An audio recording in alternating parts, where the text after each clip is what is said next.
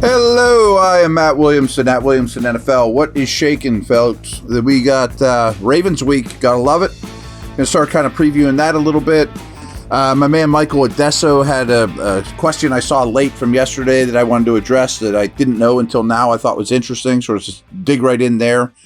And Michael mentions, as of right now, 5 Steelers lead their positions in Pro Bowl voting. I didn't realize that. Cam Hayward, TJ, Boz, Kuntz, and Killebrew. So good work on Steeler voters, representing the special teams. Love it. And he asked me, who's your Steeler picks for Pro Bowl or any All-Pro? If you don't know, All-Pro is really the first team. Pro Bowl, several people from each position go. And I very much believe Boz should be the All-Pro kicker, the number one kicker. I think Cam should be one of the 2 defensive tackles, probably with Chris Jones. And I think Watt should be one of the edge defenders, probably with Myles Garrett. So 3 All-Pros. Now, I honestly can't really comment on Kuntz or even Killebrew. I know Killebrew's phenomenal at what he does on special teams, but I'm not going to stand on the table that he should be the All-Pro special teamer. But, that wouldn't blow me away either. But I also think in terms of Pro Bowl, he's certainly in the mix. I don't know about Kuntz, to be honest with you. I'm not going to rate him against 31 other long snappers. But the other 2 that I would say are Pro Bowlers, along with Cam, TJ, Boz, and possibly Killebrew, I think have a case, are Zach Frazier and Minka. And I know Minka doesn't have the numbers, and I get asked every week, is he bad now? No, he's still great. And I think the league recognizes that. But his numbers aren't there is a case. But those are 2 that I would certainly strongly consider. Another topic I just wanted to kind of bring up too before we get into the Ravens is, I kind of mentioned this yesterday, but I think it's getting to the point of the year where these are critical games, playoffs are right around the corner, that it's time to streamline the skill position players, now that it matters most. And what I mean by that is I don't need many more or much more. I mean, I'm talking about sprinkling in these guys. Pruitt and Hayward, Patterson, even Miller, to me, and it's not going to be 100%, of course. I think you guys know that. But if you have 2 receivers on the field, I think it needs to be Pickens and Austin. They're your best 2. Let's not throw Skoranek in there just to throw Skoranek in there or certain packages. And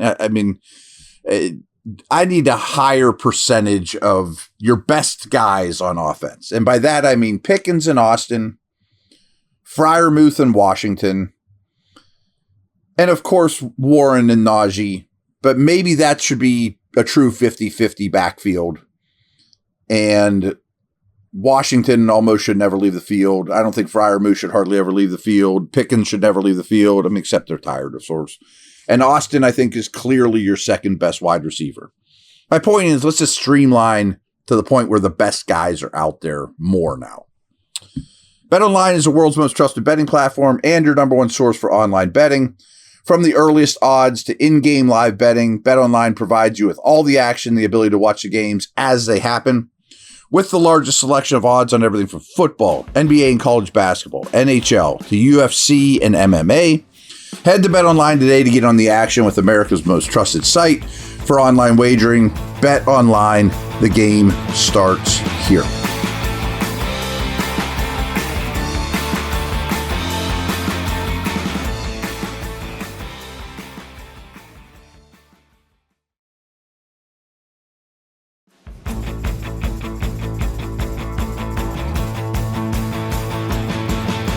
And then I just have some general Steeler-Ravens stuff I wanted to touch on. You're probably aware of this, but you're going to hear it a ton if you haven't already. Baltimore is only 1-4 against the Steelers when Lamar is their starting quarterback. Low-hanging fruit there. It's amazing he's only faced the Steelers 5 times. Boy, is he good, though. And they do a great job against them. The Ravens are plus 86 in point differential. Steelers are plus 71. Turnover differential. The first time around, the Steelers were +2, and now they're +18, which is best in the league, tied with Buffalo. The Ravens are only +2 for the whole season. Steelers have 30 takeaways. That's the league best. Ravens only have 12. Only the Vikings and Texans have more than the Steelers' 15 interceptions, and their 15 fumble recoveries also leads the league. Baltimore only has 10 giveaways, so they don't turn the ball over hardly at all. Steelers only have 12.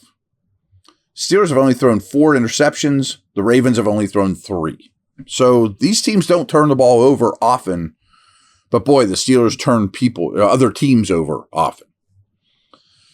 In the first meeting, the Steelers possessed the football for 36-22. They ran 20 more plays than the Ravens.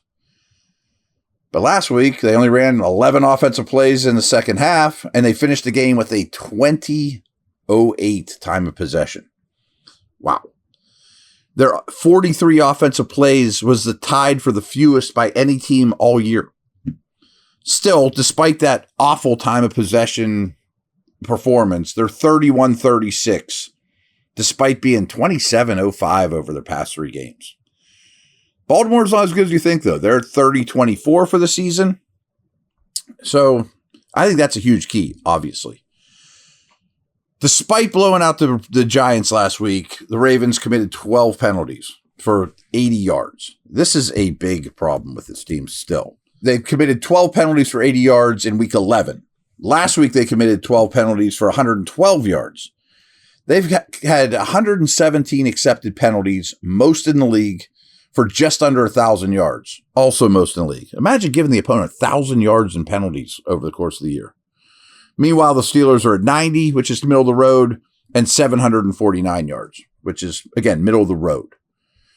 Baltimore, they've produced 15 more touchdowns, 115 more rush attempts, 1,368 more rushing yards, 67 more rushing first downs, 2.2 more yards per attempt, 1.4 more yards per pass attempt, 10 more passing touchdowns, and 22 more sacks than they've allowed.